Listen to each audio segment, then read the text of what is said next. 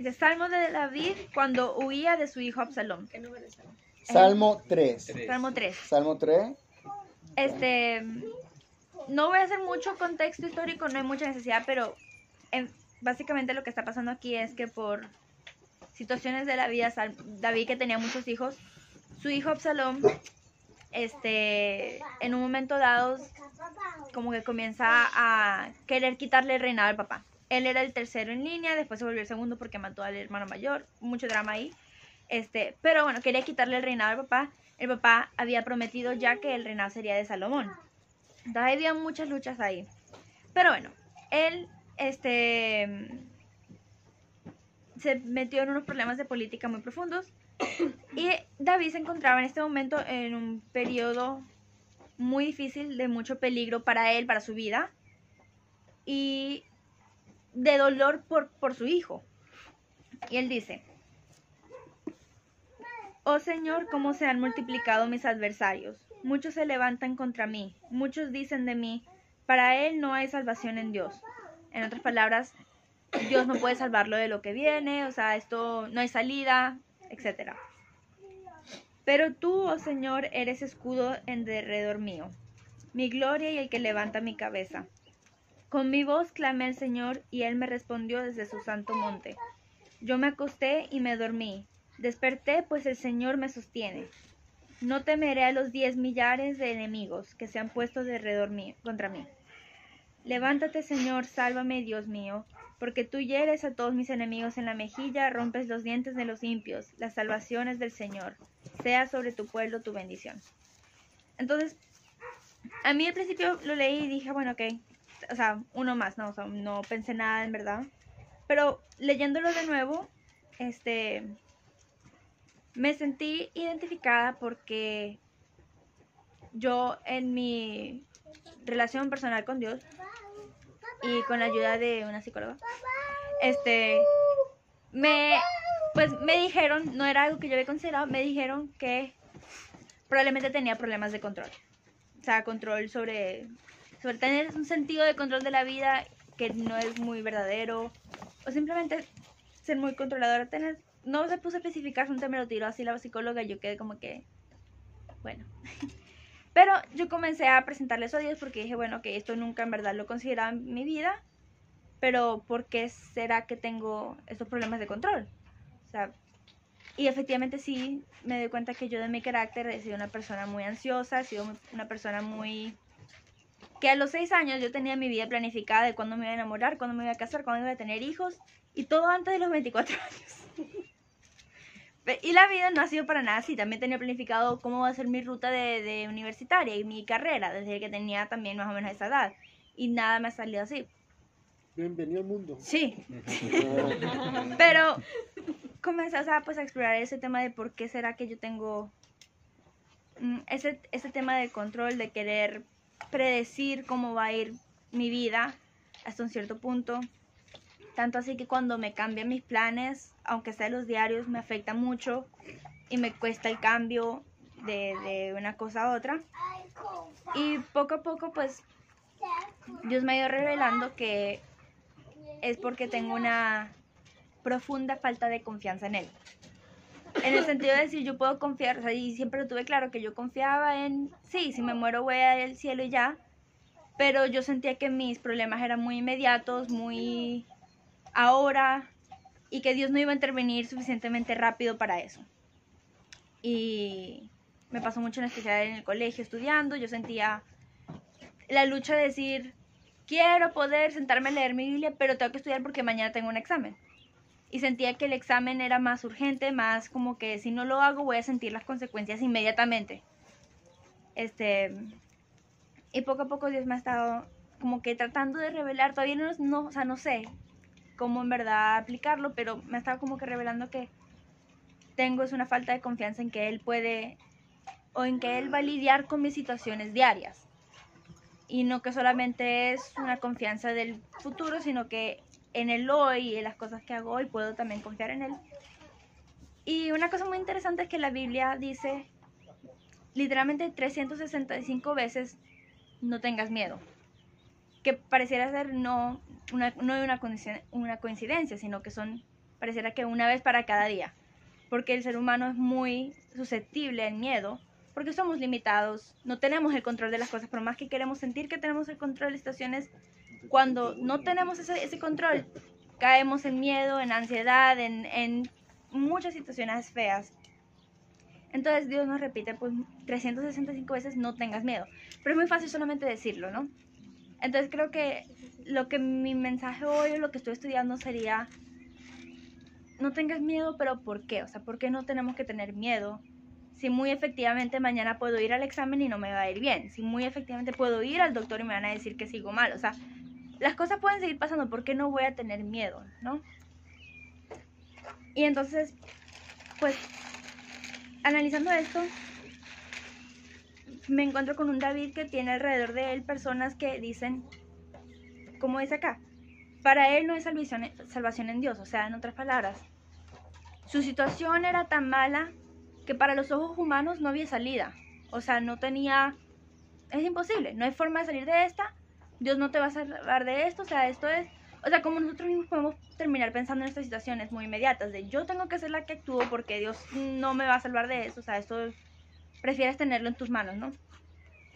Y David logra hacer algo que también Jeremías logró hacer después, o sea, David tiene claro algo que después Jeremías, digamos, verbaliza mucho mejor, que es en Jeremías, en Lamentaciones 3:21. ¿Dónde están Lamentaciones? ¿Hacia atrás o hacia adelante? Hacia adelante, ¿no? Sí, pues sí, pero después de Salmos, ¿no? Sí. Dejé mi celular. No, pues está bien. Lamentaciones 3:21. Es que Lamentaciones es cortico. Bueno. Si alguien no sale de Lamentaciones, no lo lean, que se deprimen. Hicieron bien, han hecho bien. Lamentaciones. Pero, o sea, Jeremías está en un momento, no me recuerdo el contexto ahorita. Sí, no me recuerdo del contexto, pero Jeremías está en un momento en el que se siente como que Dios lo ha abandonado, Dios dejó que la... la deportazione dal popolo di Babilonia. Ok, entonces está en un momento como pueblo, pero Jeremías lo siente muy personal en este caso, en el que siente que todo se le está derrumbando alrededor de él y duda de Dios, o sea, dice, Dios me ha causado estas cosas, Dios... O sea, muchas veces en la Biblia en verdad te encuentras con personajes que ante sus problemas le echan la culpa a Dios. Entonces dice, por ejemplo, hablando de Dios, Él me ha llevado y me ha hecho andar en tinieblas y no en luz. Ciertamente contra mí ha vuelto y revuelto su mano todo el día. Ha hecho que se consuma mi carne, mi piel ha quebrado mis huesos, me ha sitiado y rodeado de amargura y de fatiga. Aunque muchas palabras. O por ejemplo, has desviado mis caminos y me has destrozado, me has dejado desolado. O sea, uno lo lee muy fácilmente, pero se encuentra con una persona que está muy herido con Dios y está diciendo... La razón, o sea, yo puse mi confianza en ti y ahora las cosas están yendo mal y esto es culpa tuya. Tú me estás haciendo eso, tú se supone que tú estás en control y mira lo que está pasando, o sea, y uno a veces puede quedar como que uno dice, ¿estará correcto hablarle a Dios de esta manera? O sea, uno dice, te estás atreviendo, o sea, en verdad hablar de eso, o sea, es aceptable, ¿no? Pero él logra hacer esto que David también logró hacer antes. En el versículo 21 dice, esto traigo en mi corazón, en otras versiones, pero esto me recuerdo a mí mismo. O sea, esencialmente es, pero voy a pensar esto, o sea, me recuerdo a mí mismo, esto traigo en mi corazón. Por esto tengo esperanza, que las misericordias del Señor jamás terminan, pues nunca fallan sus bondades. Son nuevas cada mañana, grande es tu fidelidad. El Señor es mi porción, dice mi alma, por tanto en Él espero. Bueno es el Señor para los que en Él esperan, para el alma que lo busca. Entonces, Jeremías logra hacer algo que David también hizo muchos años antes que él, que es que fue honesto con Dios de sus sentimientos ante la situación, cosa que nosotros podemos hacer, o sea, porque uno se siente... ¿Qué dice? Ok, no. Cosa que nosotros también podemos hacer, a veces tememos hacer eso, pero Dios ya conoce nuestro corazón, por ende Él ya sabe que tú estás sintiendo estas cosas, Él ya sabe que tú estás viéndolo de esa manera, que tú se lo digas o no. no, o sea, no hay nada que tú sientas que vaya a asustar a Dios o decir, "Ah, no, te pasaste de demasiado". O sea, Él ya conoce cómo está tu corazón. Por ende, Él lo que quiere es que tú se lo reveles. O sea, que tú seas el que diga, mira, así me siento. Porque si tú no le haces eso, Él no tiene forma de alcanzarte. Porque dice, tú me estás escondiendo esto. Aunque yo sé que está ahí y lo veo, pero tú no me lo quieres mostrar, no me lo quieres decir, no quieres hablar del tema. Y David logra hacer esto mismo. O sea, recordarse de quién es Dios, ¿no? Agarra y dice, pero tú, oh Señor, eres mi escudo, el derredor mío, mi gloria y quien levanta mi cabeza. Con mi voz clamé al Señor, tomé el paso, te busqué, abrí la boca y dije lo que estaba sintiendo. Y Él me respondió desde su santo monte. Un tema que mi papá me ayudó a recordar, que no me recordaba el contexto. David había causado sus problemas. No estaba completamente inocente en esta situación. Él había causado sus problemas. Pero que tú seas el que te cause los problemas, que sea otro, si tú buscas del Señor, Él responde. Él está ahí para poder ofrecerte un consuelo. ¿Por qué? Porque es que Él agarra y dice, yo me acosté y me dormí. En la situación en la que David estaba, o pongámonos nosotros en una situación parecida en la que pareciera que no hay salida. Él estaba escapando de alguien que quería matarlo. De alguien y su equipo. Y eran una armada de, creo que eran 20.000 hombres. O sea, no eran pocas personas. Tienes 20.000 personas que quieren matarte. Y que están buscándote día y noche. O sea, para llegarte en cualquier hora. Uno se sentiría en paz de decir, voy a acostarme a dormir. Y uno a veces se siente en situaciones en las que dice, no tengo tiempo ni para respirar. Por más que uno siente que, y sabe que quizás deberías descansar, deberías darte eso, uno siente que no tengo tiempo ni para respirar. Muchas veces cuando yo estaba estudiando sentía que no tenía tiempo me sentía en culpa, decía, no tengo tiempo para leer la Biblia, no tengo tiempo para leer porque es que yo tengo que estudiar, tengo que cumplir una cierta cantidad de páginas, tengo que, lo que sea. Y David estaba en esa situación. Él agarra y dice, y él básicamente lo que dice es, recordé que tú eres mi escudo, recordé que tú eres mi gloria, el que levanta mi cabeza. Entonces pude descansar, pude dormir y desperté, sobreviví la noche, no me mataron, porque el Señor es quien me sostiene. No temeré a los 10 millares de enemigos que se han puesto alrededor contra mí. La salvación es del Señor. Entonces, que eso no es decir que no vas a pasar por situaciones difíciles, sino es decir que las cosas al final, uno tiene una confianza en Dios de decir, ok, yo estoy luchando no con mis fuerzas, estoy luchando con las fuerzas que tengo a través de Dios, pero no quita de que algo malo me pase, no quita de que en este caso David tristemente, Absalón muere, lo matan, porque tuvo su problema y David tiene que lidiar con la muerte de su hijo, lo cual a él duele, y una de las cosas que dice es, ojalá haya muerto yo, no mi hijo. O sea, es un tema que a él le duele. No es decir que las cosas no puedan ir mal. En otro salmo, ¿dónde está el 30? Este no lo voy a leer entero, pero sí anoté algo. Ok. En Salmo 30, también un cántico de librado de la muerte. O sea, David estuvo como que muy amenazado muchas veces, así que no... Eso es un tema que se repite. Él dice en Salmos 30, versículo 5, dice, el llanto puede durar toda la noche, pero en la mañana vendrá el grito de alegría. Entonces él regresa a esto, decir, el sufrimiento puede venir y puede durar toda una noche, y uno le tiene miedo de la noche, efectivamente como aquí dice, tenía miedo de acostarse a dormir, pero en la mañana llegará un grito de alegría, cosa que el resto del mundo no tiene garantizado. Y esa es la diferencia, porque es que uno dice, ¿por qué no temer? ¿No? ¿Por qué no temer? Tengo situaciones que efectivamente me pueden hacer daño, que pueden, o sea, causarme cicatrices a largo plazo. O sea, es como uno que está enfermo, ¿no? Y va al doctor y le dice, tienes, no sé por decir, no sabe qué ni siquiera qué enfermedad agarrar, pero bueno, tienes una enfermedad y va a costar, pero hay cura. O sea, no vas a morirte de esto, pero sí puedes perder ciertas capacidades, sí puedes, no sé, perder una pierna, sí puedes quedar con una cicatriz, pero no vas a morir de esto, tienes asegurado que vas a sobrevivir. Es por eso que uno no debe temer, porque al final del día no es decir que el sufrimiento no va a llegar, puede que sí sufras en el proceso, pero sabes que al final del día hay una esperanza, hay una luz.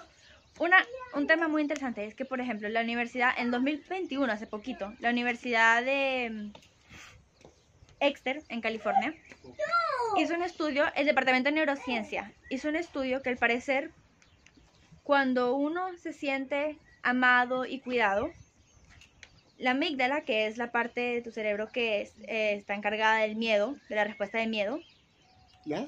amígdala, Amígdala, es una amígdala. es una parte del cerebro, sí. Cuidada. Es lo que llaman el centro de miedo, ¿no?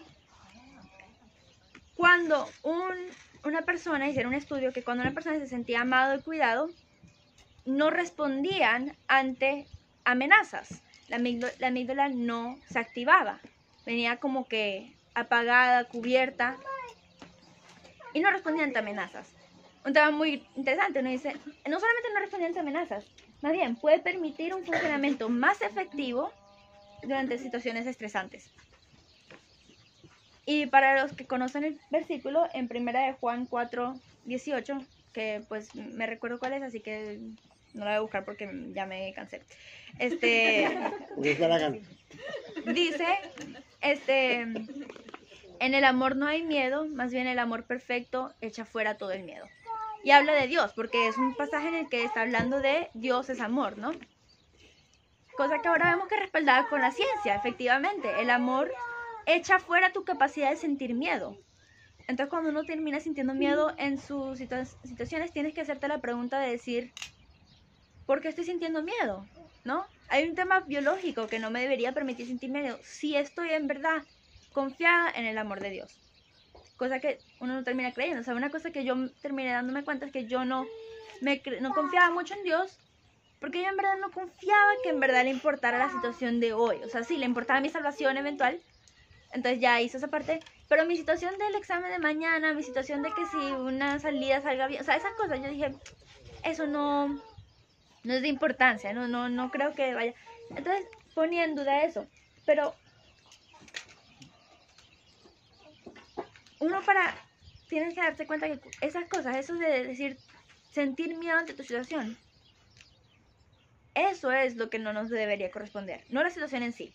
Los demás y los del mundo también tienen situaciones en las que van a sufrir, porque la vida es así, porque estamos en un mundo que funciona así, que es caído, entonces no podemos evitar el sufrimiento y el dolor, pero podemos evitar, y más bien tenemos un derecho de rechazar sentimientos de miedo y de ansiedad y de sentido de control, porque efectivamente si tú te das cuenta que estás luchando es con tus propias fuerzas, te das cuenta muy rápidamente que eres incapaz de lidiar con tu situación, porque tú dices, en los ojos humanos, efectivamente, como dice aquí, para él no hay salvación en Dios, en los ojos humanos, o sea, no solamente en los del mundo, en nuestros ojos, nuestra situación va a parecer que no podemos superarla.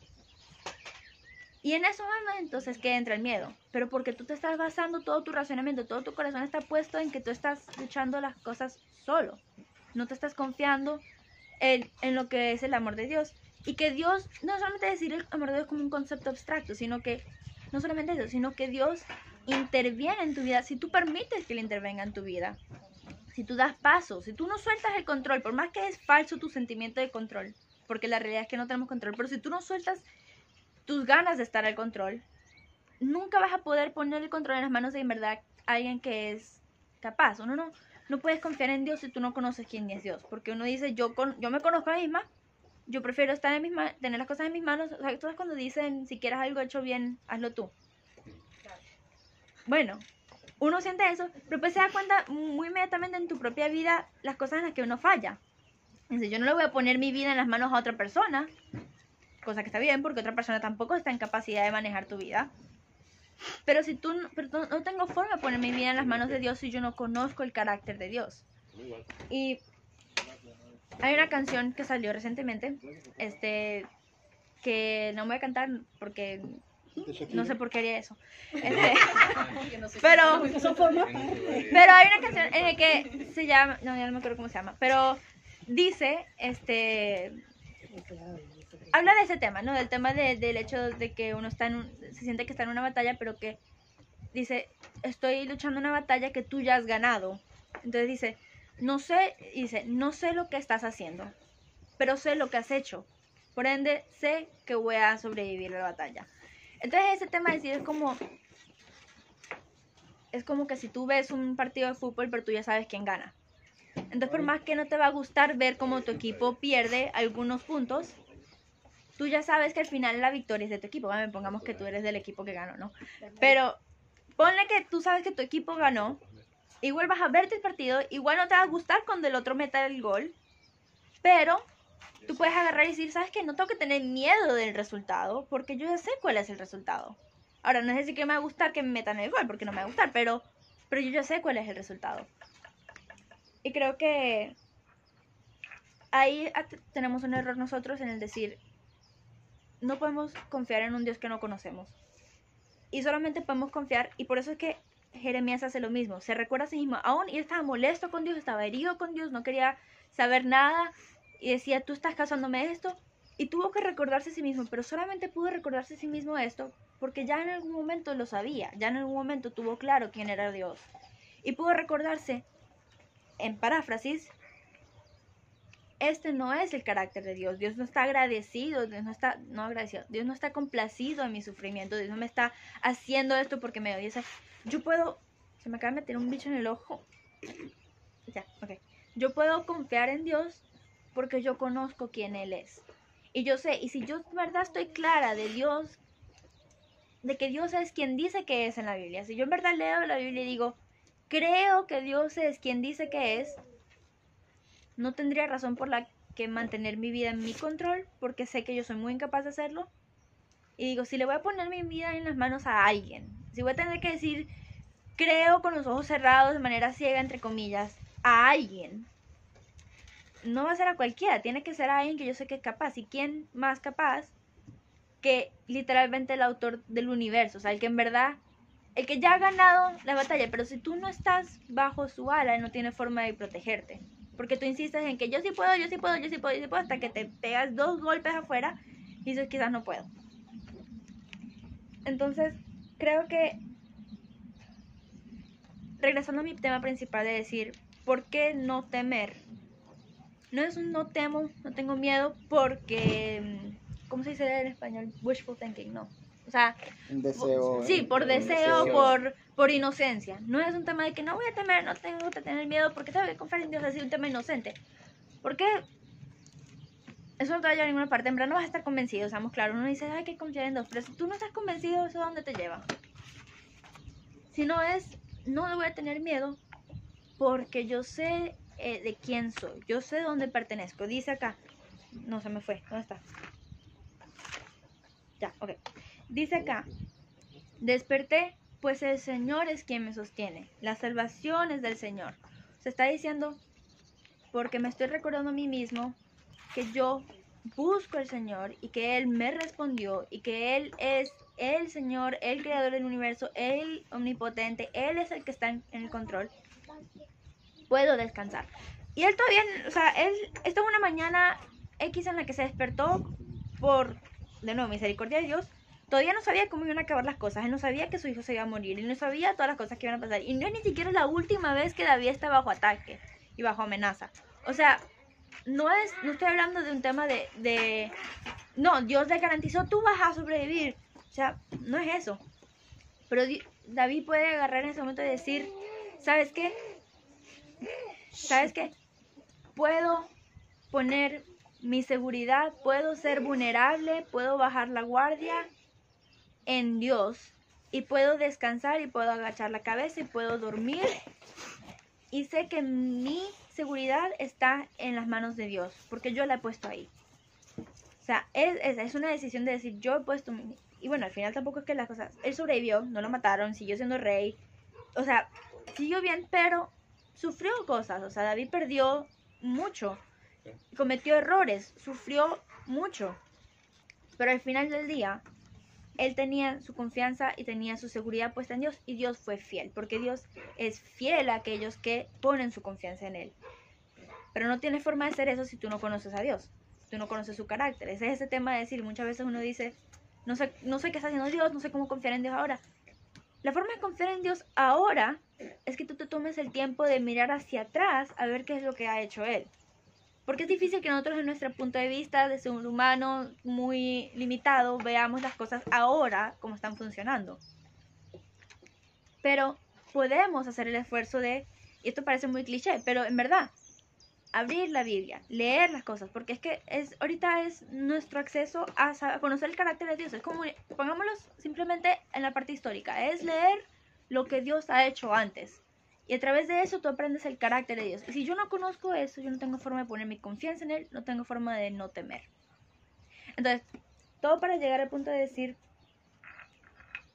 la Biblia dice, no tengas miedo, pero no es un miedo, no es un no tengas miedo vacío, es un no tengas miedo porque deberías tener claro en quién está tu vida y en quién está tu confianza. Si no tienes eso claro, eres como cualquier otro del mundo que vive los sufrimientos, pero no tiene un propósito, no tiene esperanza, no tiene nada de salida, y por eso es que caen en el miedo, en la ansiedad, porque es que no saben cómo van a acabar las cosas. Pero nosotros tenemos un derecho, digámoslo así, de poder rechazar el miedo y tomar la decisión de decir, no voy a temer porque mi seguridad está en las manos de alguien que es más capaz que yo. Fin.